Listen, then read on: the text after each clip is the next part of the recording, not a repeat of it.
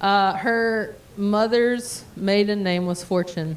There were three women in the three or four women in that family, and they called the sisters the Misfortunes.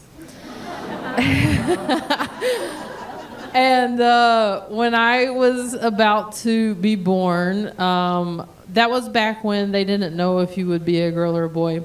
And so you didn't get named until you were born. And my grandmother would tell my mom for months, like, you have to name her Fortune. Like, or if it's a girl, it has to be Fortune. You have to. And my mom was like, that name is way too big. She would have to be Miss America to live up to a name like that. So my mom didn't believe in me. Had to overcome those odds. And my mom ended up naming me Emily. That was the name that my mom loved, that my mom wanted for me. Fortune ended up being a middle name. And so it was a real testament that my grandmother from day one was like, I know who this person is, and I know who she's supposed to be.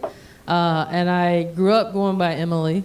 And when I turned 23, I moved to LA, and my grandmother had passed away. She passed away, ironically, the day after I moved into college.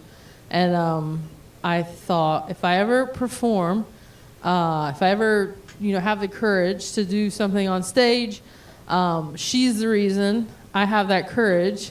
So I'm going to go by Fortune for her. That's going to be like my little ear tug that Carol Burnett does to her grandmother. I'm like, that's going to be my ear tug. It's going by Fortune.